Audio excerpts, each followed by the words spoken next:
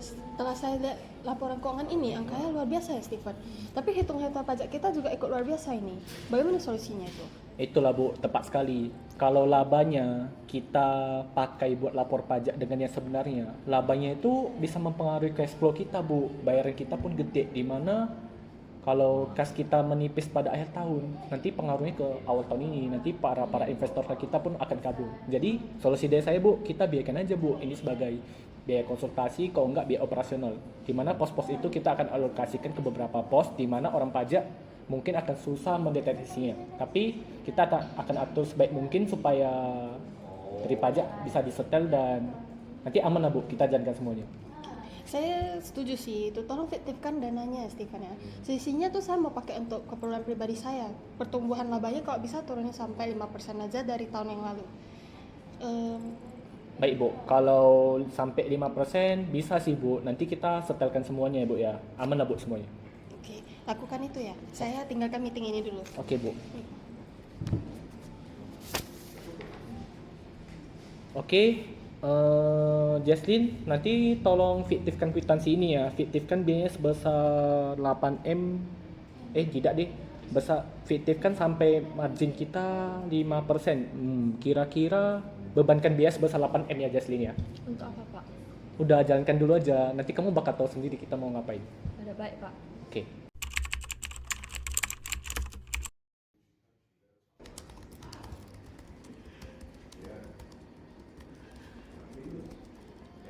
Ya. ini semua sudah selesai ya.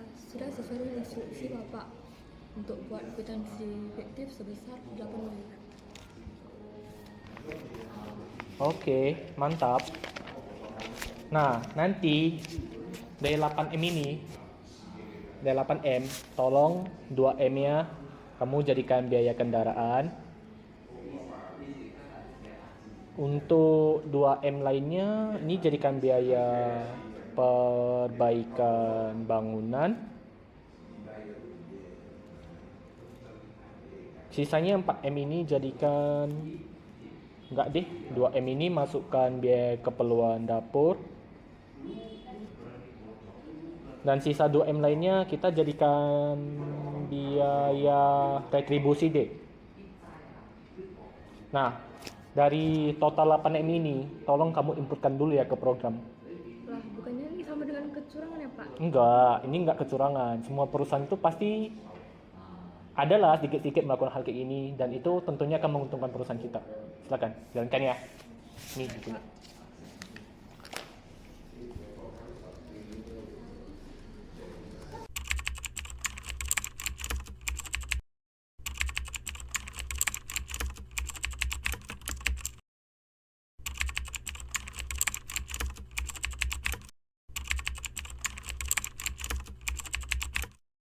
Apa ini Pak Stephen? Saya menyadari bahwa perusahaan Bapak memiliki pos biaya yang mengalami kenaikan 400% dalam 2 tahun ini. Ini terus merupakan pembiayaan fiktif. Tenang Bu, saya datang di sini mewakili direktur. Mau jelaskan Bu, 8M maksudnya 2M itu Bu. Gak mungkin sih kita melakukan pembiayaan fiktif. Nah, saya mau jelaskan, pada periode bersangkutan akhir tahunnya itu kita ada peralihan program Bu, dari pencatatan manual menjadi pencatatan by system. Nah, bisa jadi pas itu Bu, kita terjadi human error Bu, dan dari sistemnya ada mungkin dari DCP-nya juga ada salah perapuran atau salah tarik datanya Bu. Tapi human error sebesar 8 miliar, dan benar saja Pak.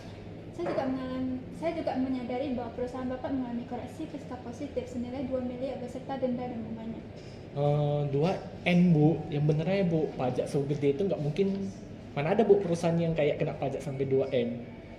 Memang dari 2M itu kita nggak bisa nego turun Bu, kayak kita turunkan deh Bu gitu, dan supaya KPI Ibu tercapai juga. Ya jelas gak bisa lah. Bayar dalam 2 bulan ini atau saya keluarkan surat teguran. Udah Bu, gini aja Bu, saya pun bingung juga mau kayak mana jelasinnya kan. Nanti saya coba konsultasikan dulu dan saya diskusikan dulu kepada atasan saya, baru nanti saya datang lagi ya Bu. Ya, segera ya. Ya.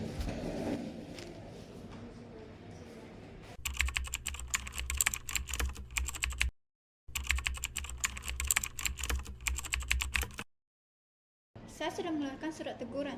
Sekarang saya akan mengajukan penerbitan surat paksa. Perusahaan ini sudah terbukti melakukan kecurangan dan harus bayar pokok pajak terutang plus denda maksimal.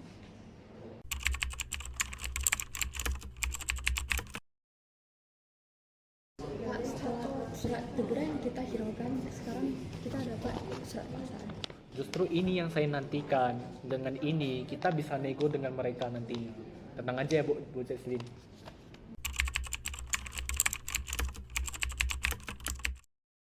Nah Bu, gini aja Bu, kita ngomong baik-baik aja secara empat mata. Nah, amplop yang Ibu terbitkan, saya kembalikan.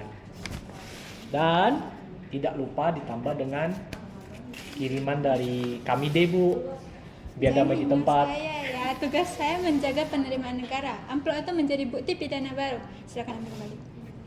Saya akan beri waktu 7 hari sebelum saya naikkan kasus ini menjadi tahap penyelidikan bukti permulaan. Itu janji dan ancaman.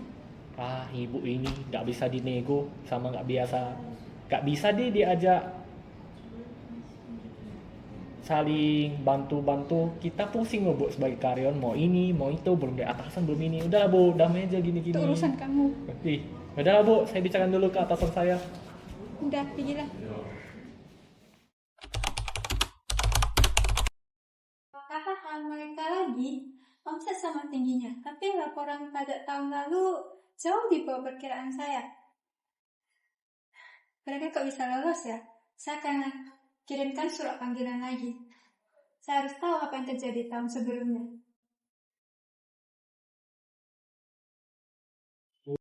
Udah Bu, semua yang kita diskusikan, hilangkan semua barang bukti Bu. Kita harus tuntaskan sekarang juga. Sudah saya sampaikan kepada Ibu Erlen, beliau setuju, tapi nominalnya harus sesuai dengan resiko. Steven, ini saya lihat udah sampai tahap penyelidikan ya. Resikonya besar banget loh ini. Kita butuh mungkin ratusan juta lebih besar ya untuk melunakkan prosesnya, ya tahu lah. Aman Bu, aman. Ini Bu, sebagai DP awal ini Bu, kita serahkan dulu. Jadi Bu, untuk sisanya itu kita mau jam berapa dan di mana? Di sini lagi aja boleh sih, Jumat aja kita buat pukul mungkin jam-jam 3 gitu. Pastikan cash ya, kalau nggak cash aku nggak mau. Oke Bu, aman.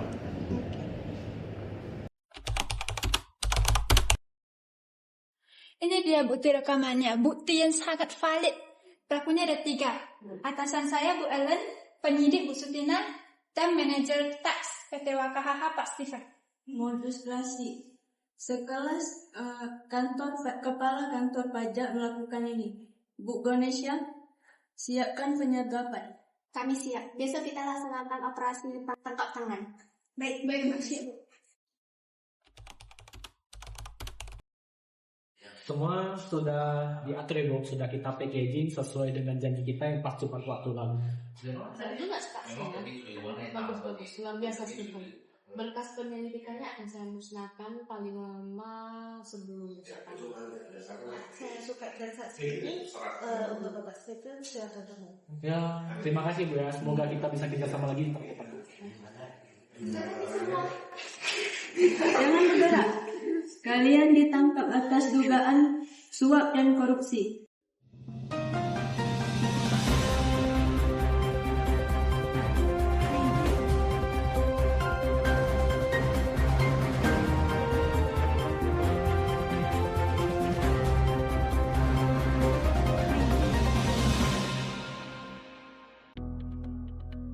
Selamat malam pemirsa. Dunia perpajakan Indonesia kembali diguncang skandal besar. Tim gabungan KPK, Kejaksaan, dan Polisi Pajak berhasil melakukan operasi tangkap tangan dugaan kecurigaan yang merugikan negara sampai bermiliar-miliar. 3 tersangka utama telah diamankan. Kepala Kantor Pelayanan Pajak, seorang penyelidik pajak, dan manajer pajak PT WKHH. Mereka terbukti menerima suap miliaran rupiah untuk menghilangkan kasus manipulasi pajak korporasi. Kasus ini menunjukkan betapa rentannya sistem birokrasi kita terhadap rayuan korupsi, namun juga membuktikan bahwa masih ada insan berintegritas di dalam sistem. Kami mendapat informasi kasus ini terungkap berkat keberanian seorang AR di kantor pajak tersebut. Aparat penegak hukum berjanji akan menindak tegas semua pihak yang terlibat dengan memberikan vonis.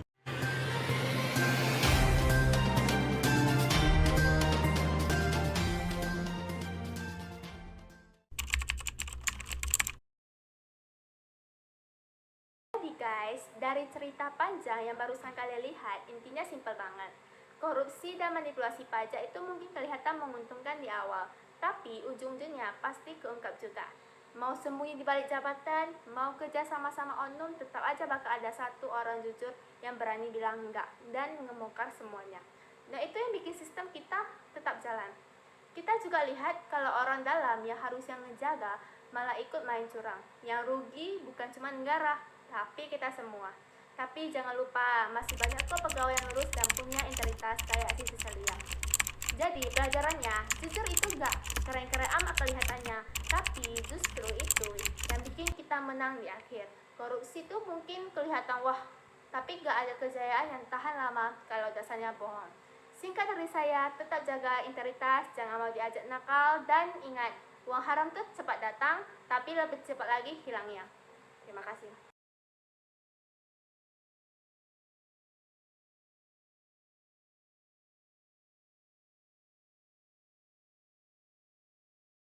Thank you.